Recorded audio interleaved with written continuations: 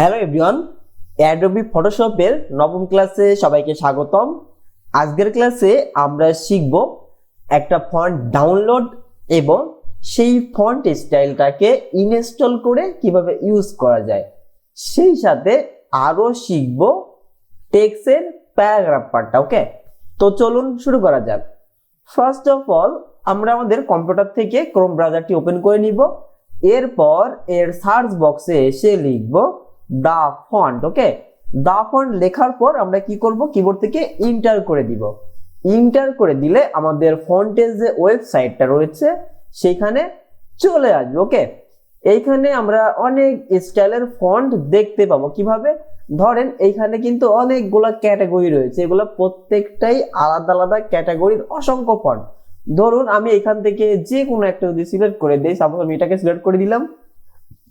এবার দেখুন এখানে কিন্তু অসংখ্য ফন্ট রয়েছে। ওকে, এবার ধরেন আপনার এই পেজ থেকে কোনো ফন্ট পছন্দ হলো না, সেই ক্ষেত্রে আপনি কিন্তু এখানে 2, 3, 4 এভাবে রয়েছে, যে কোনো একটা পেজে গিয়ে দেখতে পারেন। সাপোজ আমি দ্বিতীয় পেজে সিলেক্ট করলাম, তো দ্বিতীয় পেজে কিন্তু এই ফন্টগুলা রয়েছে। ওকে, এভাবে কিন্তু আমরা আমাদের ফন্টগুলা খুঁজে নিতে পারি। অথবা আপনার যদি কোনো পছন্দের ফন্ট থাকে সেটার নাম এখানে লিখে সার্চ করেও কিন্তু ডাউনলোড করতে পারবেন। ফন্ট এই যে যেটা রয়েছে এটার নাম কিন্তু এই যে এটা। ওকে, এবং এই ফন্টটাকে ডাউনলোড করার জন্য ঠিক এর ডান পাশে তাকালে এখানে আপনারা ডাউনলোড অপশনটা দেখতে পারবেন। ধরেন আমি এখান থেকে একটা ফন্ট ডাউনলোড করব, তার জন্য কি করতে হবে, এই ডাউনলোডে এসে সিলেক্ট করলেই কিন্তু ডাউনলোড হয়ে যাবে। ওকে, এরপর আমি কি করব, ডাউনলোডে এসে ফাইলটা ওপেন করলাম। ওপেন করার পর এটা হচ্ছে আমার ডাউনলোড ফাইল। তো আমি এটাকে যদি ডবল ক্লিক করি, ডবল ক্লিক করলে আমাদের সামনে এটা ওপেন হয়ে যাবে।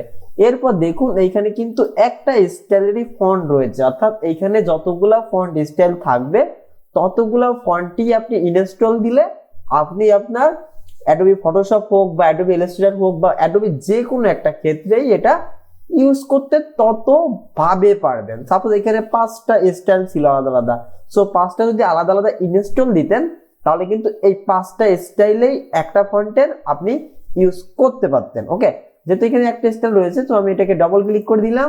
ডবল ক্লিক করে দেওয়ার পর আমাদের সামনে এমন একটা প্যানেল ওপেন হবে। ওকে, এবার দেখুন এখানে ইনস্টল লেখা রয়েছে, যদি আমরা ইনস্টলে ক্লিক করি তাহলে হালকা একটু লোডিং নেবে। লোডিং নেওয়ার পর দেখুন ইনস্টল অপশনটা অফ হয়ে গেছে, অর্থাৎ ইনস্টল হয়ে গিয়েছে। ওকে, এবার আমরা কি করব, এই যে ফন্টটার নাম রয়েছে আমি এই ফন্টটার নামটা কপি করে রাখবো আমাদের সুবিধার্থে, যাতে আমি পরে সার্চ করে বের করতে পারি। অথবা আপনারা মনে রেখেও পরে এটা টাইপ করেও কিন্তু সার্চ করে নিতে পারেন। আমি কপি করে নিলাম, আমার ফন্ট ডাউনলোডের কাজটা শেষ, ইনস্টলের কাজটাও শেষ। এবার আমরা ইউজ করব। ওকে, তো ইউজ করার জন্য আমরা চলে যাব আমাদের অ্যাডোবি ফটোশপে। অ্যাডোবি ফটোশপ এখানে আমরা লেখার জন্য আমরা কি করব, চলে যাব আমাদের টাইপ টুলে। টাইপ টুলে এসে আমরা এখানে সাপোজ লিখে দিব বাংলাদেশ। বাংলাদেশ, তো বাংলাদেশ লেখাটা হলো। এবার আমি চাচ্ছি আমি যে ফন্টটা ইনস্টল করেছিলাম সেটা এখানে ইউজ করব, সেটা কি ইনস্টল হলো কিনা। ঠিক আছে, তার জন্য কি করব, আমি এটাকে সিলেক্ট করলাম। সিলেক্ট করে এইখানে যে ফন্ট আমরা সিলেক্ট করে দিতাম, সো আমি এখানে কি করলাম, ক্লিক করলাম। ক্লিক করে আমি কিন্তু কপি করে রেখেছিলাম আগে, যাতে আমার লেখা না লাগে, সো আমি কন্ট্রোল ভি দিয়ে পেস্ট করে দিলাম। আমরা কিন্তু এই ফন্টটাকে ইনস্টল করেছিলাম, তো আমি এটা সিলেক্ট করলাম, এটা কিন্তু আমরা ইনস্টল করেছি তখন। ওকে, সো আশা করি বুঝে গিয়েছেন যে কিভাবে আমরা একটা ফন্ট ইনস্টল করে সেটার ইউজ করতে পারি। ওকে, এবার আমরা দেখব পরবর্তী পার্টটা, যেটা হচ্ছে প্যারাগ্রাফ পার্ট। ওকে, এই যে পার্টটা, তাহলে প্যারাগ্রাফ কোথায় পাবো, প্যারাগ্রাফ আনার জন্য চলে যাব উইন্ডোতে। উইন্ডো থেকে দেখেন এখানে রয়েছে কি প্যারাগ্রাফ। ওকে, সো এটা ক্লিক করলে আপনাদের সামনে এই প্যারাগ্রাফ প্যানেলটা ওপেন হয়ে যাবে। প্যারাগ্রাফ পার্টটা বিশেষ করে আমরা যখন অনেক টেক্সট নিয়ে বা অনেক লেখা নিয়ে কাজ করব সেই জন্য কিন্তু এই প্যারাগ্রাফ পার্টটা ইউজ করতে হয়। ওকে, এর আগে অনেকের প্রশ্ন থাকতে পারে যে আমরা বাংলা ফন্টগুলো কিভাবে ইনস্টল করতে পারি। সো আমি বাংলা ফন্টের ইনস্টলগুলো একটু দেখাই দিই। তো আমরা সেম ভাবে চলে যাব ক্রোম ব্রাউজারে। ক্রোম ব্রাউজারে এসে আমরা যদি এখানে লিখি বাংলা ফন্ট ডাউনলোড বা বাংলা ফ্রি ফন্ট ডাউনলোড কিছু একটা লিখলাম, এরপর যদি এন্টার করে দেই তাহলে কিন্তু এই লিপিঘর নামে একটা ওয়েবসাইট আসবে। আপনি এখান থেকে কিন্তু বাংলা ফন্ট ডাউনলোড করতে পারেন, অথবা এর নিচে ফন্ট বিডি নামে একটা ওয়েবসাইট আছে, আপনি এখান থেকেও কিন্তু ডাউনলোড করতে পারেন। সাপোজ আমি লিপি ঘরে চলে গেলাম, লিপি ঘরে আসার পর এখান থেকে দেখেন অনেক ফন্ট রয়েছে। তো আমরা কি করব, এখানে দেখুন ফ্রি ফন্ট নামে একটা অপশন রয়েছে, এগুলো হচ্ছে ফ্রি প্রিমিয়াম ফন্ট, আপনাকে কিনে ইউজ করতে হবে। সো আমরা ফ্রি ফন্ট দিয়েই দেখবো। তো আমি এটা ক্লিক করে দিলাম, এই যে আমাদের সামনে ফন্ট ডাউনলোডের অপশন চলে আসলো। আপনি যদি এই ফন্টটা পছন্দ করেন তো এই ডাউনলোড দিলেই কিন্তু ফন্ট ডাউনলোড হবে। সেম ইংলিশটাকে আপনি যেভাবে ইনস্টল করেছিলেন এই ডাউনলোড করে, এই ফন্টগুলো সেম ভাবে আপনাকে ইনস্টল করতে হবে। তো আশা করি বুঝতে পেরেছেন। তো আমরা প্যারাগ্রাফ পার্টটা বোঝার জন্য আবার আমাদের ফটোশপে চলে যাই। এবার অনেক লেখা আনার জন্য আমি কিছু লেখাকে কপি করে এখানে পেস্ট করব। ওকে, সো আমি কিছু লেখা আগে থেকেই কপি করে রেখেছিলাম, সেটাকে এখানে পেস্ট করতে হবে। ওকে, লেখাগুলা আনার জন্য কি করব, আমরা টাইপ টুলে গিয়ে এখানে কি করব, ক্লিক করে দিয়ে কন্ট্রোল ভি দিয়ে পেস্ট করলেই কিন্তু লেখাগুলা চলে আসবে। কিন্তু লক্ষ্য করুন আমাদের লেখা কিন্তু অনেকগুলো আমি এখানে কপি করেছিলাম, বাট একটা লাইন বরাবর এদিকে কিন্তু অনেক দূর চলে গিয়েছে। তো এর ফলে আমাদের কিন্তু এটা দেখতে পাচ্ছি না, কারণ এটা আমাদের আর্টওয়ার্কের বাইরে রয়েছে, অর্থাৎ যে সাদা যে পেজটা রয়েছে তার বাইরে রয়েছে। এই জন্য আমাদের কি করতে হবে, এখানে ইন্টার দিয়ে দিয়ে এক একটা নিচের দিকে নামাতে হবে। তো আমরা এতক্ষণ ধরে এই কাজটা করব না, আমরা কি করব, আমরা এই টেক্সটটাকে কপি করে আনার জন্য এই টাইপ টুলে এসে এইখানে ক্লিক করে মাউসের চেপে রেখে এভাবে ড্রাগ করে কিন্তু টাইপ এরিয়া সেট করে নিতে পারবো। যার ফলে কি হবে, আমরা যে সিলেকশনটা করেছি এই সিলেকশনের বাইরে আমাদের লেখাটা যাবে না। ওকে, সো আমি এটা করলাম, করার পরে কি করব, কন্ট্রোল ভি দিলাম। তাহলে কি হচ্ছে, আমাদের কিন্তু যে লেখাটা এনেছি এই এর ভিতরেই কিন্তু রয়েছে। ওকে, এবার দেখুন আমাদের প্যারাগ্রাফ পার্টে প্রথমে এটা রয়েছে যার নাম হচ্ছে কি লেফট অ্যালাইন টেক্সট, অর্থাৎ এই লেফট অ্যালাইন থাকলে আপনি যে টেক্সটগুলো নিয়ে কাজ করতেছেন বা যে লেখা নিয়ে কাজ করতেছেন এই লেখাগুলা বাম পাশ বরাবর সমান থাকবে। এরপরে কি রয়েছে, এরপরে হয়েছে সেন্টার টেক্সট। এটা যদি আপনি সিলেক্ট করেন তাহলে কি হবে, প্রত্যেকটা লাইনের মাঝ বরাবর চলে আসবে। এক একটা ইউজ করবেন আরো নিজে আরো সুন্দর মতো বুঝতে পারবেন। সেম ভাবে তার পরেরটা যদি দেখি, এটা হচ্ছে রাইট অ্যালাইন টেক্সট। এটা যদি আমরা ক্লিক করি তাহলে আমাদের ডান পাশ বরাবর, অর্থাৎ এই পাশ বরাবর কি হবে, আমাদের লেখা সমান থাকবে এবং অন্য পাশ বরাবর যেভাবে টেক্সট রয়েছে ওইভাবেই জায়গা সে নিয়ে নিবে।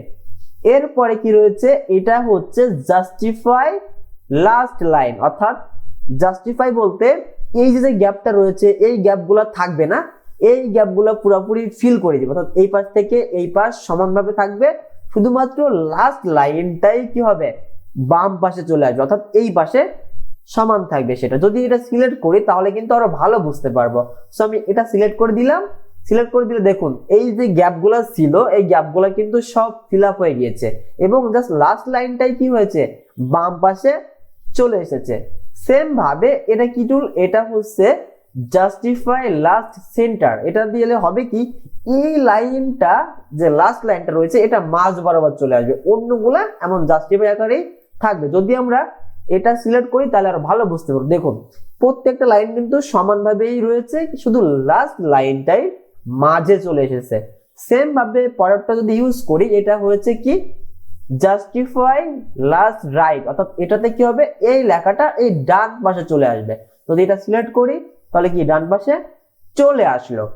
এরপরে দেখুন আর একটা রয়েছে, এটাকে বলা হয় জাস্টিফাই অল, অর্থাৎ এটা যদি সিলেক্ট করি দেখুন এটাই এই পাশ থেকে এই পাশ যতই গ্যাপ হোক যা হোক দুই পাশেই কিন্তু সমান থাকবে। দেখুন এই পাশেও সমান এই পাশেও কিন্তু সমান রয়েছে। বেসিক্যালি ডিজাইনের ক্ষেত্রে এতগুলো টেক্সট নিয়ে যখন আমরা কাজ করি সব থেকে বেশি জাস্টিফাই লাস্ট লেফট এই লাইনটা বেশি ইউজ হয়, অথবা আপনি আপনার ডিজাইনের সাপেক্ষে যে কোনো একটা অ্যালাইনমেন্ট সিলেক্ট করেও কাজ করতে পারেন। ওকে, এরপর দেখুন এইখানে কিছু অপশন রয়েছে, যদিও এগুলোর ইউজ একবারে হয় না বললেও চলে, তারপরও আমরা এটাকে দেখব। যেমন এটা কি, এটাকে বলা হয় ইন্ডেন্ট লেফট মার্জিন, অর্থাৎ যদি আমরা এটার ভ্যালু বাড়াই দেখেন কি হচ্ছে, একটু ভ্যালু বাড়ালে এই যে আমাদের যে সিলেকশন এরিয়াটা ছিল, এই সিলেকশন এরিয়া থেকে কিছুটা ডানে সরে আসবে। কারণ কি, এটা কি লেফট সাইড থেকে সরবে। সেম ভাবে এটা কি, এটা হচ্ছে ইন্ডেন্ট রাইট মার্জিন, অর্থাৎ এই পাশে যে এই যে মার্জিনটা রয়েছে বা আমরা এই যে এরিয়াটা সেট করে দিয়েছিলাম, এই এরিয়া থেকে কিছুটা বামে চেপে আসবে। দেখুন এটা ভ্যালু যদি বাড়াই তাহলে কিন্তু আমরা আরো ভালো বুঝতে পারবো। ওকে, এই দেখেন আমরা যখন এটা বাড়াচ্ছি তখন কিন্তু এটা এদিক থেকে এদিকে চেপে আসতেছে। এবার এই ভ্যালুটা যদি আমরা যখন বাড়িয়েছিলাম এবার যদি কমাই তাহলে কি হবে, দেখুন যদি মাইনাস আকারে যাই, সাপোজ আমি এখান থেকে এটাকে মাইনাস ভ্যালুতে নিব। দেখুন মাইনাস ভ্যালু যখন নিচ্ছি তখন কি হচ্ছে, এই যে মার্জিনটা রেখেছিলাম এটা কিন্তু উল্টা পাশে কিন্তু সে আরো চলে যাচ্ছে। এইভাবে কিন্তু আমরা প্লাস মাইনাস করে আমাদের পছন্দ অনুযায়ী বা আমাদের প্রয়োজন অনুসারে এটার ভ্যালু সেট করে দিতে পারি, বাট এটার ইউজ হয় না। তারপর আমি তো দেখালাম আপনাদের। ওকে, তার নিচে দেখুন কি রয়েছে, এটাকে বলা হয় ইন্ডেন্ট ফার্স্ট লাইন, অর্থাৎ শুধু এই একটা লাইন নিয়ে কাজ করবে। যেমন এটা যদি ভ্যালু বাড়ায় তাহলে কি হচ্ছে, দেখুন ওই একটা লাইনে কিন্তু ওদিক থেকে আরো বামে চেপে আসছে। যদি এটাকে আরো মাইনাস ভ্যালুতে নেই, দেখেন এটা কি হবে, মাইনাস ভ্যালুতে নিলে এটা কিন্তু ওই উপর দিয়ে অন্য পাশে চলে যাবে। ওকে, অর্থাৎ মাইনাস দিলে হবে কি, আমরা যে এই সিলেকশন এরিয়াটা দিয়েছি এটার উল্টা পাশ বরাবর বাড়তে থাকবে। ওকে, তো আশা করি বুঝতে পেরেছি। এই যে এটাও সেম, এটা হচ্ছে অ্যাড স্পেস, মানে এগুলো আপনি জাস্ট ইউজ করে করে দেখবেন এটাতে কি রয়েছে, যদিও এগুলোর কাজ একদমই হয় না। তো আশা করি আজকের পার্টটা আপনারা সুন্দর মতো বুঝে গিয়েছেন। এইগুলো এক এক করে প্র্যাকটিস করবেন আরো সুন্দর মতো শেখার জন্য। ওকে, তো সবার জন্য শুভকামনা। আজকের ক্লাস এ পর্যন্তই। ধন্যবাদ সবাইকে।